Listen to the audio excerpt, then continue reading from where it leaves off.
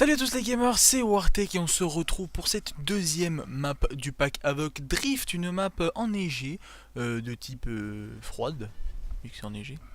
Mais bref, on se retrouve donc sur cette map au sniper, toujours les amis.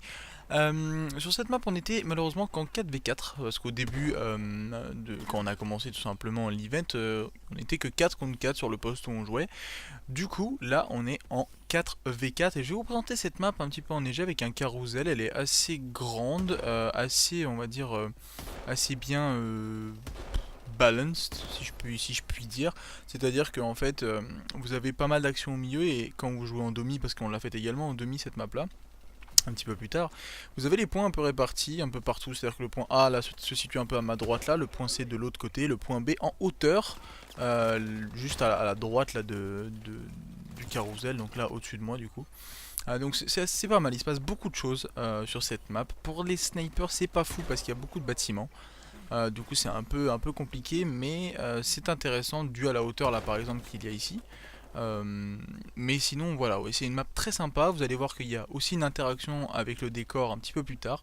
Un peu à la style du tsunami qui arrive sur la map Defend, je crois qu'elle s'appelle, ou Defender. Vous allez voir, c'est un peu plus tard, je sais plus si je l'ai sur ce rec, mais en tout cas vous allez bien l'entendre, ne vous inquiétez pas à ce niveau là, on l'entend bien. Mais voilà, alors il va falloir forcément, comme vous le doutez bien, que je trouve un sujet de conversation pour chaque vidéo, parce que voilà, c'est vrai qu'après, vous parlez du gameplay pendant 10 minutes, c'est pas très fou, hein, parce que vous voyez très bien ce qui se passe de toute façon. Vous allez voir que je ramasse aussi pas mal d'armes, hein, parce que les mecs quand même avec moi ils étaient plutôt balèzes et j'en ai un peu marre de me faire roubaldinguer le 1. Donc j'ai ramassé des fois quelques armes. J'ai quand même principalement joué au sniper, mais j'ai ramassé quand même quelques armes pour un peu rééquilibrer le truc et faire du coup quelques kills. Euh, donc voilà, tout ça pour dire que voilà, ces maps en tout cas sont vraiment vraiment sympas. Celle-ci c'est une des celles que je trouvais encore sympa, un petit peu grande à mon goût. Euh, c'est celle que je considère environ de moyenne taille celle-là, mais moi j'aime bien un peu les trucs un peu plus rapprochés avec des longs couloirs, hein. Forcément c'est toujours plus intéressant pour un sniper, mais c'est vrai qu'après en termes euh, de mitraillette ou de fusil d'assaut ou tout ça, c'est vrai que c'est pas mal intéressant cette map là du coup. Mais voilà, franchement la map est sympa. J'ai pu lire aussi sur Twitter Nadeshot, Optic Nadeshot, que vous connaissez certainement, un très très gros joueur euh, compétitif de Call of Duty, a tweeté comme quoi justement sur ce pack Avoc il y allait avoir des nerfs d'armes, donc justement pas forcément que des réductions de dégâts ou des augmentations de précision. Enfin, il y aura vraiment pas mal de modifications sur certaines armes. Vous verrez vous-même une fois que le pack est sorti. Normalement, il y a une mise à jour qui suit. Voilà, vous verrez ce qu'il en est avec les armes favorites que vous appréciez. Moi, je vais voir s'il y a une modification sur le sniper ou pas. J'ai malheureusement pas mal d'entre vous m'avaient demandé de faire une vidéo sur le mode une balle où justement c'était du only sniper. Malheureusement, j'étais en plein déménagement à ce moment-là. On partait justement de Paris et c'était un peu compliqué de vous faire une vidéo à ce moment-là, mais j'espère en tout cas qu'ils puissent remettre le mode, que je puisse vous peut-être représenter une vidéo sur ce mode un petit peu particulier. C'est la première fois d'ailleurs qu'on voyait ça sur Call of Duty, un mode only sniper. Donc il faudra vraiment que, si j'en ai l'occasion, tenter de vous faire quelque chose dans ce style-là. Aussi, pour ceux qui ont peut-être vu sur Twitter hier soir, j'ai atteint ma première vidéo qui a atteint 2 millions de vues. Donc c'est vraiment, vraiment oufissime. C'est une vidéo avec Gotaga en 1v1 sur Black Ops 2. Donc voilà, vraiment merci à tous d'avoir regardé cette vidéo 2 millions de fois. C'est la première, j'ai des vidéos à 1,8 million, 1,4 million, 1,5 million. Mais voilà, celle-ci à 2 millions, c'est vraiment significatif une vidéo à 2 millions de vues. Donc voilà, vraiment ouf. Gotha était aussi super content de voir qu'on est arrivé à 2 millions. Pas mal d'entre vous du coup ont posté, oui, refait une vidéo avec Gotha, refait un VS1. Je vais voir avec lui, il est pas mal occupé à l'arrivée des codes Champs, je pense, à venir. Si jamais tu passes par là, Gotha, je te fais un coucou. Mais voilà, si jamais il a le temps de, de peut-être refaire une vidéo avec moi un peu de ce style un peu fun, un VS1, on va tenter de la refaire sur Advanced Warfare dès que je serai un peu plus installé et un peu plus au calme à ce niveau là pour faire des vidéos de ce style là.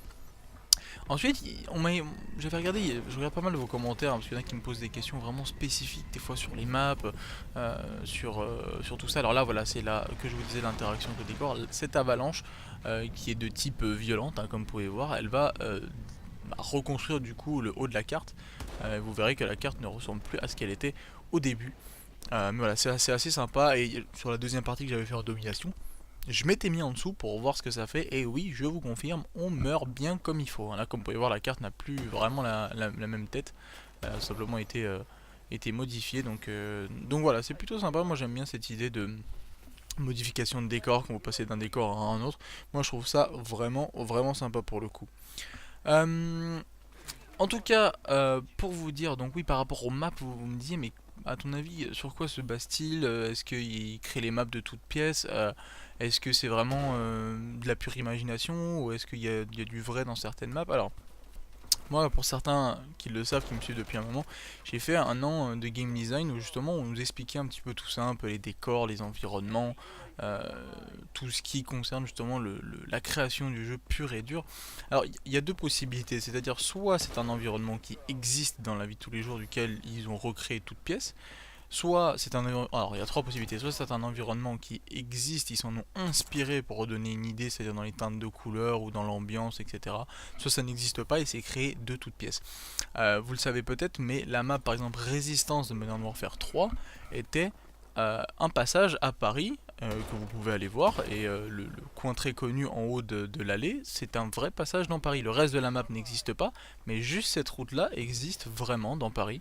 Je me souviens plus où c'était, mais si vous tapez sur Google Résistance Paris, et vous verrez que vous trouverez la map telle quelle, une photo de cette allée mythique de la map Résistance. Donc voilà, c'est-à-dire que c'est soit ils s'en inspirent, là je pense d'après moi sur cette map là, ils se sont très certainement inspirés peut-être d'une station de ski dans le, je dirais en Suisse ou alors en peut-être au Canada ou quelque chose comme ça. Et là en fait, comme vous avez pu voir sur le carrousel, il y a un ennemi qui avait mis une tourelle sur le carrousel. Et donc du coup c'était pas mal intéressant vu que le carrousel tourne, la tourelle tourne avec et elle couvrait plutôt un grand angle, donc c'était assez marrant de poser cette tourelle là.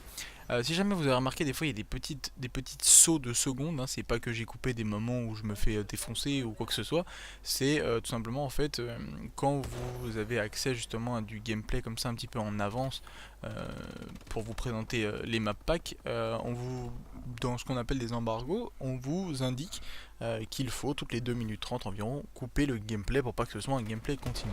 Pourquoi? Je n'en sais rien, mais je respecte les règles, du coup j'ai joué le jeu et des fois vous avez des petites coupures, des petits sauts de quelques secondes, que ce soit de 30, peut-être des fois c'est de 15, de 30, 40 secondes, donc voilà, ça dépend, des fois ça se modifie, des fois ça se modifie pas. Un petit tir au pigeon, moi j'aime bien. C'était marrant pour le coup. Mais voilà, pour poser toujours le décor des gens avec qui je jouais, c'était toujours les mêmes, hein, les Anglais, Alia, tout ça. Donc en tout cas, pour dire que c'était vraiment une map sympa. Après voilà, il jouait beaucoup avec la IMR je crois, ça s'appelle comme ça. Je suis désolé, hein, je suis pas très calé en nom d'armes, hein, je suis plutôt calé en sniper, mais en tout cas voilà, il jouait forcément que les killstreaks et Alia avait chaque map un Warbird, donc forcément c'était quand on est contre c'est compliqué, quand on est avec c'est plutôt sympa, mais quand on est contre le gameplay devient tout de suite plus compliqué. Surtout étant sniper, quand on est dans un bâtiment avec un sniper avec lequel vous pouvez pas de no-scope, c'est encore plus compliqué. Mais voilà, en tout cas, voilà, l'IA est vraiment impressionnant sur le jeu. Moi je le connaissais depuis longtemps, depuis Black Ops 2 on se connaît. À cette époque là il avait je sais plus 400 ou 500 000 abonnés, maintenant il en a 6 millions. Clairement c'est quelqu'un qui s'y connaît très bien en Call of Duty, également en Minecraft, en Battlefield, enfin bref il fait plein de choses. Donc voilà, on arrive à 20 secondes de la fin de ce gameplay les amis, j'espère en tout cas que cette nouvelle vidéo vous aura donné un aperçu de cette deuxième map. N'hésitez pas à regarder dans la description si vous voulez voir la première map ou tout simplement la troisième que j'ai abordée. Voilà, ça c'était la map Drift enneigée. Donc voilà, j'espère que cette vidéo vous aura plu, n'hésitez pas à laisser un commentaire, un like, tout ce que vous voulez. Voilà, et on se retrouve très bientôt pour une nouvelle vidéo, c'était Wartech. Allez, ciao tout le monde.